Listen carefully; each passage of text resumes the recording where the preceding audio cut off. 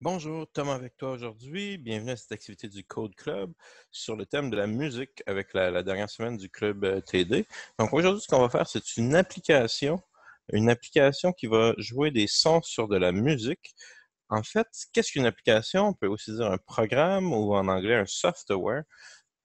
C'est un ensemble de codes avec une interface, c'est-à-dire des boutons, des commandes, des manières d'interagir avec le programme,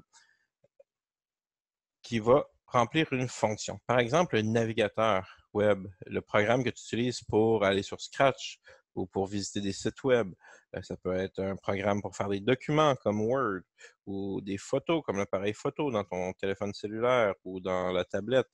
Ça peut être aussi la calculatrice. Donc, ce sont tous des programmes où il y a une interface, où on peut interagir avec le programme et qui remplissent une fonction. Donc, nous, ce qu'on va faire, c'est un programme qui fait des sons et de la musique. Donc, on va supprimer notre chat parce qu'on n'en a pas besoin. On va choisir un décor, ça peut être n'importe lequel. Je vais choisir le Spotlight, ici.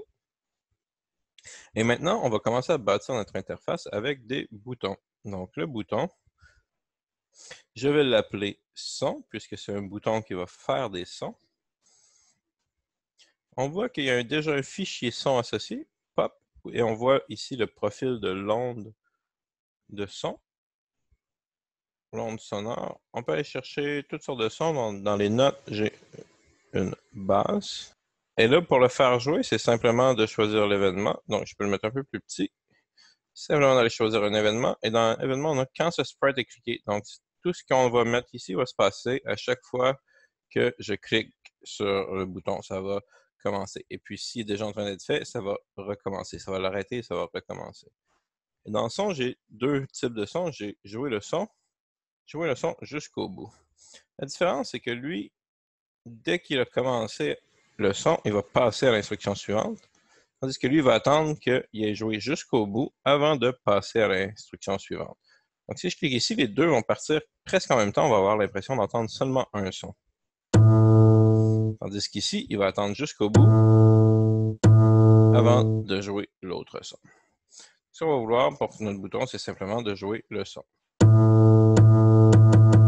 Donc, on a un début d'interface, un bouton avec lequel on peut interagir, et ça nous fait une action, un son dans notre cas. Pour rendre ça un petit peu plus intéressant, on pourrait mettre plusieurs sons. Donc, je pourrais aller voir dans les notes et avoir mon B-bass. Je pourrais avoir aussi le C, le D, le C, le D et le E. Bass et est-ce que j'ai un F dans les notes? F, F, bass et G. Donc, je vais avoir mes 7 notes sur le même bouton. Comment je vais faire maintenant pour décider lequel utiliser? Ce que je peux faire, c'est utiliser une variable. Une variable, c'est un contenant pour de l'information. Donc, on voit qu'il y a un nom et elle contient ce qu'on appelle une valeur. Donc, ça peut être un chiffre, ça peut être du texte. Et quand j'utilise une variable, j'utilise son nom pour faire une référence à sa valeur. Par exemple, là, il va dire 0. Si je change ce qu'il y a dans ma variable, par exemple, si je mets 99 dans ma variable, il va dire maintenant 99. Donc, ce qu'on va faire, c'est qu'on va utiliser une variable. On peut supprimer celle-là, on va en créer une, donc on va appeler son pour décider quel son jouer. Ça va être uniquement pour ce sprite-là, donc c'est une variable qui va être propre au bouton. Comme ça, si on a plusieurs boutons, ils vont chacun avoir leur propre son. Et là, si je dis mets le son à 1, je peux utiliser la variable pour dire joue le son 1. Ici. Donc 1, 2, 3, 4, 5, 6, 7. Donc je vais mettre la variable à 1, ça va jouer le son 1. Si je le mets à 2, ça va jouer le son 2. Et ainsi de suite. Ça, Sauf que là, mon utilisateur, lui, il n'aura pas accès au code ici. Il ne peut pas aller écrire du code. Quand on utilise un programme, on ne va pas écrire le code, on utilise son interface.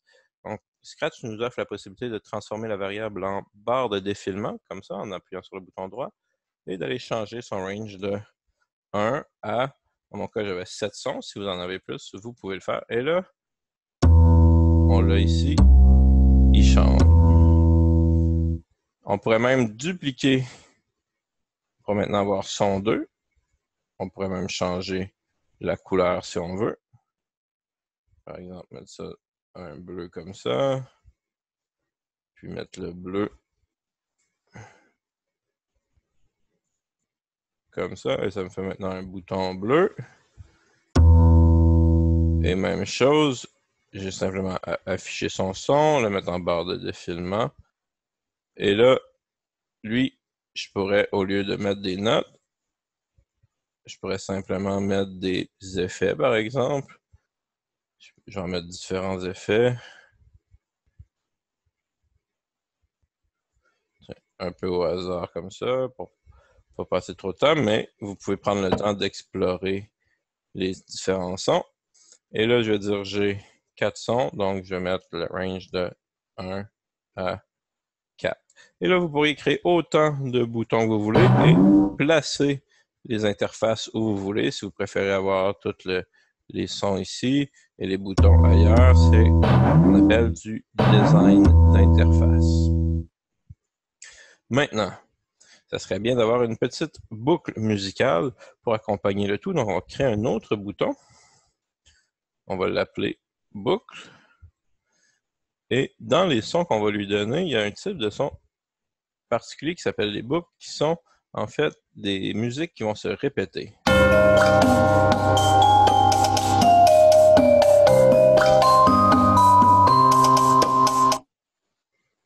Donc, on va pouvoir les mettre en boucle dans notre projet. Donc, le code va tout simplement, on va en choisir quelques-unes. Je vais aller dans les boucles, je vais aller dance, je vais aller encore dans les boucles, comme ça ici, j'en ai quelques-unes. Et puis, ça devrait être assez. Vous pouvez en mettre autant que vous voulez. Et là, dans le code va être semblable. Donc, on va quand même le partir quand le sprite est cliqué. On va aussi aller créer une variable qu'on va appeler boucle, uniquement pour ce bouton-là. On va l'afficher, elle aussi en barre de défilement, elle aussi avec un minimum et un maximum correspondant au nombre de chansons qu'on a. Et finalement, la seule différence, c'est qu'au lieu de simplement jouer le son, on va vouloir le jouer jusqu'au bout, jusqu'à ce qu'il finisse. On va aussi utiliser boucle pour choisir quelle boucle jouer. Donc, jusqu'à ce qu'il finisse. Et ensuite, on va vouloir qu'il recommence. Et on va pouvoir peut-être arrêter la boucle avec espace. Donc, recommence jusqu'à ce que j'appuie sur espace. Donc ça, on va utiliser des boucles. Donc, les boucles, c'est tout ce qui est répété. Ça peut répéter un certain nombre de fois à l'infini ou jusqu'à ce qu'il y ait une condition qui soit vraie. Ça, les conditions, c'est tous les blocs qui ont cette forme-là. C'est une condition qui peut être fausse si j'appuie pas sur espace ou vraie si j'appuie sur espace. Donc, c'est ce qu'on va prendre. Et on va mettre la boucle ici. Donc, joue la boucle à l'infini jusqu'à ce que j'appuie sur espace, joue-la en boucle. Et on pourrait peut-être réduire un petit peu le volume. Mettre le volume à, on pourrait le mettre 66% pour que la boucle soit un petit peu moins forte. Et là, la boucle démarre. Si je change ma boucle,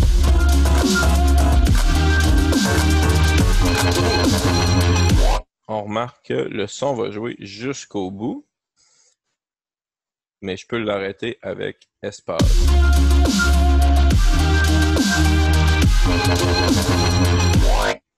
En fait, je vais pouvoir l'arrêter avec espace quand il arrive au bout ici. Ce que je pourrais faire, en fait, pour arrêter ce script, quand j'appuie sur espace, parce que dans le fond, s'il est en train de jouer, il est dans ce bloc-là, il n'est pas en train de vérifier la condition. Il faudrait que espace soit appuyé au moment où la musique termine. Donc, ce qu'on va faire à la place, c'est qu'on va faire ça à l'infini. Et on va utiliser un événement qui dit que quand la touche espace est appuyée, on va arrêter, pas tout, mais simplement les autres scripts. Donc, cette partie-là va être arrêtée quand j'appuie sur espace. Ce qui va faire que la boucle démarre. Si j'appuie sur espace, ça envoie le message d'arrêter les autres. Et là, si je vais attendre que la boucle d'arrêter.